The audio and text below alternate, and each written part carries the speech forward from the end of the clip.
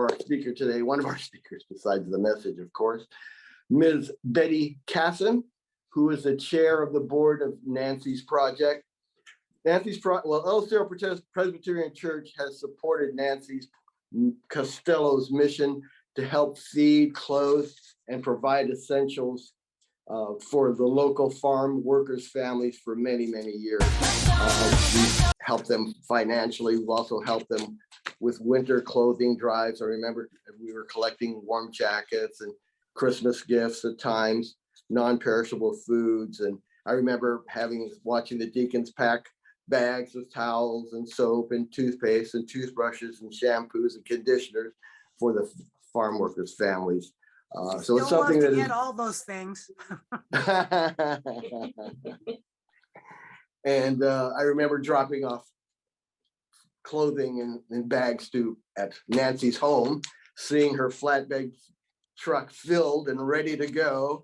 It was amazing, and she would be driving that truck. So, and anyway, Betty is going to explain all that they do and that Nancy's legacy that they're continuing. And she was a great friend of Estero Church. I know Nancy came to our church once or many times, perhaps during our salmon dinners or during memorial service for lots of her friends. I know Ken and Emma Santos were friends and neighbors of Nancy and Jimmy Costello, and as others were in our church, as Pastor Ted has mentioned. And she doesn't mention that hopefully some of us will want to donate to Nancy's project. They have a great P.O. box. It's P.O. Box 1 in Monterey. So that's great. That has something to say about their project. Anyway, I'd like to introduce and thank Betty Kasson for being with us today and the work that they do. Thank you so much. And thank you to all of you at Estero Church for inviting me, for Pastor Ted. Thank you for the invitation to speak with you this morning. And thank you for your long-term support of what Nancy has done. I'm just curious to know how many of you actually knew Nancy. Good. There's a few. One of the interesting things, as we are in our 51st year of doing this, Nancy started in 1971, as many of you know, is that many of our volunteers now never knew Nancy. So it's important that we continue to tell the stories because she continues to be our inspiration for the work that we do. So you'll be happy to know, I think, that each week we continue Nancy's work, the basic work, which is that 5 days a week, a volunteer goes and picks up our van and takes it to the local grocery stores and fills it with food that is never expired, but at the sell-by date, and then brings the van back to our storage unit. And in the afternoon, another volunteer picks up the van and takes it to one of our 5 distribution points. So we, at this point, are distributing 3 times a week in East Salinas and twice a week in Greenfield. And I love to tell people that it takes 50 volunteers to replace one 95-year-old woman. And it sounds like you have several of those in your congregation, including your lovely artist. But it is true. That's how many people it takes to replace Nancy. So each week, that is what we do. And we have recently, through the donations of a generous donor, been able to acquire a pickup truck as well. And that allows us to go to the food bank where we're getting our beans and rice. One of the things that we have added to our daily distributions is rice, because if people have beans and rice, they can make a go of it. As most of you know, that's a complete protein. And since we never know what we're going to get from the grocery stores, we want to be sure, especially our growing children, have enough protein to continue to grow and do well. So Nancy knew everyone. She knew everybody's stories. She knew who were related. She knew who were having funerals in Mexico and who was unable to pay their light bills. But with 50 volunteers, we can't do that anymore. So we rely very heavily on our community partners. And we are blessed to have community people at each of our distribution sites, and they know their communities well. So they are the ones who do the distributions, who know who have 9 people in their family and who have 2 or 3. So who should get the larger portions, who maybe the smaller ones. And that is just such a blessing to us that we have these wonderful people that help us every day go through. So in addition to food, clothing, and what we call household items, which could be furniture or some of the things that you've just described, toothbrushes, toothpastes, towels, small pieces of furniture, all of those things that our volunteers can manage that we distribute each week. We have added things that our community partners have told us are very important. For example, this week we are distributing over 450 backpacks.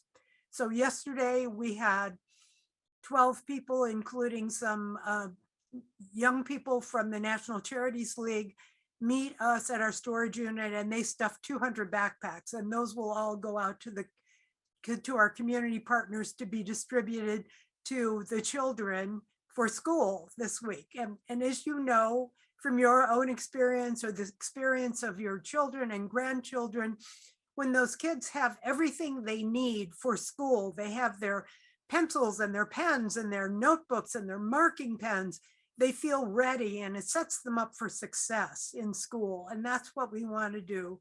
And unfortunately, the opposite is also true. When they get to school and everybody else has those things and they don't, it is a hard thing for our children. So we want to make sure that our community farm worker children are set up for success in school.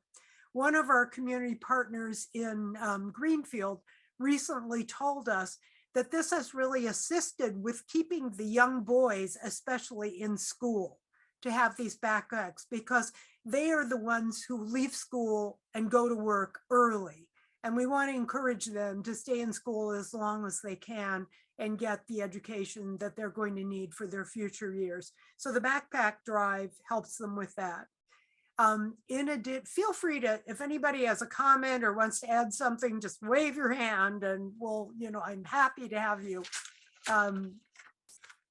tell us your experience with those things as well, especially Helen. I know you have a lot of experience with the farm worker children and communities. So in addition to the backpacks, we always need underwear and socks. Many of our children are happy to have those for Christmas presents.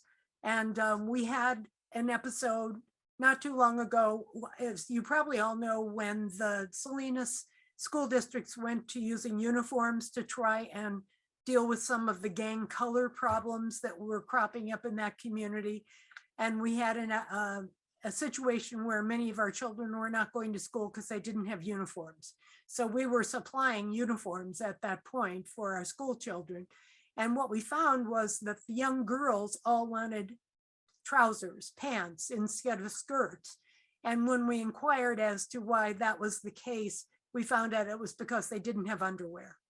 So they wanted to be able to play in the schoolyard, and they were afraid to do that in a skirt. So at that point, we realized socks and underwear were really important. In addition, we are collecting disposable diapers and feminine hygiene products to go out to the farm worker community. I don't know how long it's been since any of you have bought disposable diapers, or if you ever have, but a case of diapers that will last about a month costs about $50. And that's a big chunk out of the budget of many of our farm worker community children. Yeah, we also have just ordered 360 pair of shoes, and those will be distributed as soon as they come out. We have a wonderful relationship with a company now that supplies them at a reduced price for nonprofits. We also distribute candy at Halloween and Easter, and we've recently partnered with the food bank. As many of you know, I'm looking for a timekeeper to make sure I don't run over. That's you, Bob, right? Just, hold up your fingers or something if I'm running too long. Take your time, Betty. Oh, okay. Well, I don't want to, No, we're good. I think what you're sharing is very interesting to our congregation. Thank you so much. Thank you for that encouragement. As you probably know, there was a new law, SB 1338, that went into effect in January that now says that all grocery stores must make sure that their sell-by date food is distributed to low income people instead of going into the compost or the garbage. And so the way our larger grocery stores have dealt with this is to say we are only partnering with the food bank or America Gives. And so in order for us to continue to get food, we have had to partner with the food bank, which is a wonderful thing, actually. And part of this is that the food bank has had a grant funded recently that will allow us to get a refrigerator and a freezer, something we've never had before. We've always turned our food around the same day. And so that has limited anything perishable that we could receive. But now with the refrigerator and the freezer, we're very excited because we'll be able to get more perishable food from the food bank. And on those days when our grocery stores don't have as much for us, we will be able to top up with the food that's in our refrigerator and freezer and take more out to our farm worker communities. So as you all are very well aware, it is only through the generosity of donors like you that we are able to continue this work. All of our food and all is donated except for the rice and beans, which we do buy. And everything else that we do, whether it's distributing clothing or shoes or backpacks, is all because of our generous donors. So I just want to thank you from the bottom of my heart for the years and years of support you have provided to Nancy's project to allow this work to go forward. And we're just so grateful for you. And I can't thank you enough for inviting me to come and tell you what a difference you are making in our farm worker community. Thank you. So if anyone has any questions, or are we still within our time frame? Or yes, we are. Yes, we are. Does anyone have any questions or comments? I also invite you to go on our website. We've just recently upgraded that. It's wonderful that one of our board members has learned to do websites, amazingly enough, has learned WordPress. And so you can donate on our website. You can send a check to P.O. Box 1, or you can just email me or let me know, or Pastor Ted know. We're just so grateful to you for your donations of the past and for all your support. Okay. So, thank you for your presentation. I know my mother really supported Nancy, but I just wanted to know, is there a place to go and bring stuff, like at the Salvation Army, you could go and bring stuff? Yeah. That's a great question. Thank you, Mari. Our drop site is at St. Dunstan's Episcopal Church at Mid-Valley. There is a shed there that is open 24 hours a day that says Nancy's Project on it, right at the parking lot. So if you pull around the parking lot, you will see it on the right, and you can just put your donation in there. And then if you would like a tax receipt for that, please just send me an email. Go on the website, you'll see it's nancysproject.org. You can just email me directly and we'll send a tax receipt to you for your generous contribution. Thank you for asking that. Oh, and if you have larger donations or things that you've like, we also can arrange for pickups. Okay. Well, that's very helpful, Betty and Mary. Thank you for that question. We know that El Estero has long supported Nancy's project, and just thank you for the wonderful work that you're doing in our community. And especially, Betty, thank you, because I know that you had mentioned to me that this is a time that you're normally singing in your church choir. That's right. So we do appreciate your presence. We appreciate your sharing. I'm reminded of a passage of scripture in Isaiah, and it says, "It's not the fast I choose, to loose the bonds of wickedness, to let the oppressed go free. When you see the hungry, to feed them. When you see the naked, to clothe them. When you see the homeless poor, to bring them into your home." And then there's a promise with that. It says, "And then shall your light rise in the darkness, and your darkness shall be as the noonday, and the Lord shall continually guide you and satisfy you with good things." And so, I guess one of the points that I wanted to make today is that people are so generous at Estero Presbyterian Church. You give of your tithes and you give of your offerings.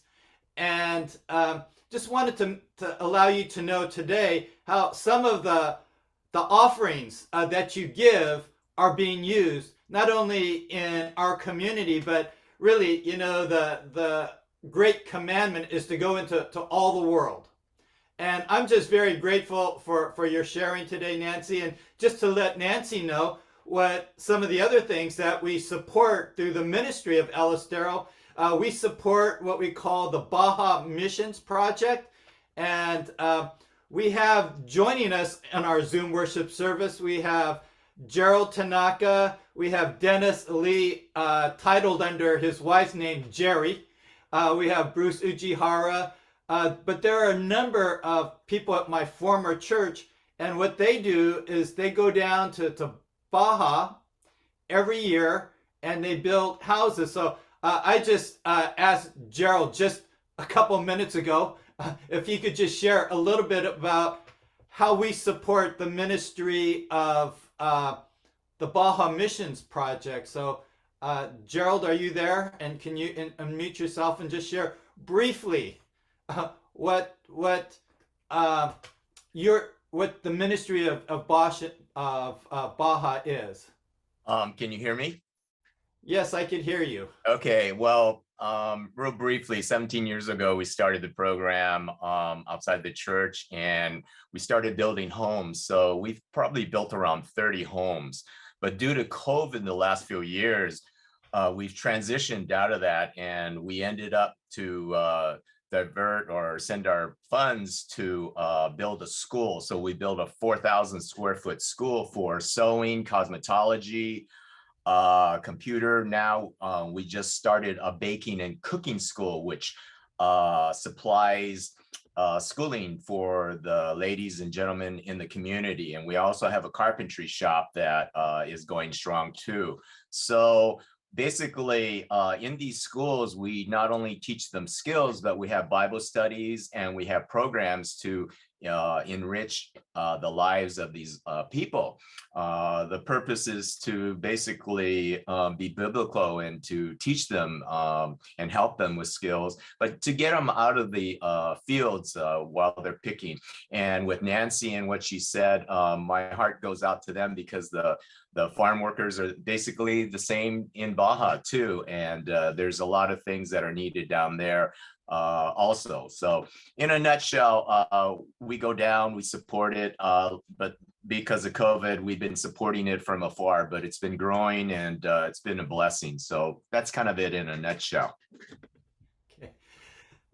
Thank you so much, Gerald. That was, I know, a spur of the moment question that I asked you. So thank you for your availability to talk about that. And by the way, thank you for breakfast yesterday morning. I appreciated that. Yeah, sure, anytime. But, I would just like to take a couple moments. Just, the Psalm for today, Psalm 100, talks about giving thanks. And with Betty sharing and what Gerald just mentioned about how Estero Church supports Baja Missions as well, I just wonder how often during your times of prayer do you give thanks to God for our farm workers? In your daily prayers, how often do you give thanks to God for our farm workers? And you might ask the question, and why? We just had a wonderful presentation from Betty on Nancy's project, what they're doing in our community. We just heard from Gerald how the funds that you give to support Estero also go to support farm workers in Baja. But, I don't know if you are like me, but it seems that so often we take the food we eat for granted. When we sit down at our meal table and we see the fruits and the vegetables that are there, is that something that we do take for granted? And so let me ask this question. How many of you say grace before meals? Okay, good. Because during your time of saying grace, let me ask this. How many of you give thanks for the farm workers who pick the food? Because, another question is, we often say grace before our meals. But what does it mean to say grace? There have been many times when I've been called upon to say grace before gatherings. But the meaning of that word grace has a long history, a long tradition that really comes from the Old Testament in the Bible, times long before our Lord Jesus Christ. For example, in Deuteronomy chapter 8, verse 10, God said, "And you shall eat and be full, and you shall bless the Lord your God." In other words, you shall give thanks and praise to God. And then in Psalm 136, verses 25 to 26, a psalm of King David, he says, "He who gives food to all flesh, for his steadfast love endures forever. Oh, give thanks to God, the God of heaven, for his steadfast love endures forever." And even Jesus was engaged in the practice of saying grace before he partook of meals. And one example that we see of that was in the Last Supper. In Luke 22, verse 19, it tells us Jesus took bread, and it says, when he had given thanks, he broke it, and he gave it to them. So throughout biblical history, there's been a tradition of giving thanks before a meal. And whether it's in your own private time before you sit down alone for a meal, or whether it's in a family gathering, taking that time to say grace, to give thanks to God for his goodness to us, is something that should be a part of our daily Christian experience. Because when you think of the word grace, people often think about that in terms of our own salvation. We are, Ephesians 2, 8, and 9 says, "For you have been saved through by grace through faith." Right? And we talk about grace as being God's unmerited favor and blessings. But historically, that word grace has been connected to giving thanks to God before we eat. And so in a certain sense, this is not surprising that the food we eat is often given to us not because we earn it or we work for it or we deserve it. Rather, it is because of God's abundant goodness to us. It's the food that is a gift that sustains us when we think of so many people around the globe who are hungry. The number of people who are homeless in our country and throughout the world today. And so often we take the countless goodness and blessings of God for granted. And so saying grace before a meal, thanking God for his provisions, is something that we should do continually. And whether that it's at home, or yesterday when I was having breakfast in Southern California with Gerald, before we partook of breakfast, we were saying, who's going to say grace? Was it going to be Gerald or myself? But we said grace in a public restaurant. And it's not that, so often when I've done that, people around will say, thank you. And I've seen people saying grace in restaurants before, and I would say, they're Christians or something. They're giving thanks to God, and they're not ashamed to bow in a moment of prayer to give thanks to God. And so what I would just like to do, just remind you today, as we have heard Betty talk about Nancy's project, and again, we're so grateful for Betty's time, that we do take time to give thanks, but also in the midst of our giving thanks, to give thanks for those who have worked so hard and labored in the fields in order that we might enjoy the food that we eat. And that we just pray that the Lord would watch over them and bless them and protect them, provide for them, keep them healthy. And so let's just bow in a moment of silent prayer. And in this moment, just thank God for the ministry of Nancy's project. Pray for Betty as she is so instrumental in the life of this organization.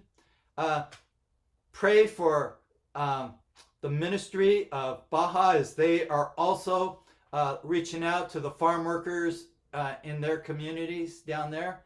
And let us not take the food that we eat for granted, but are always giving thanks. And so will you just join me in a word of prayer?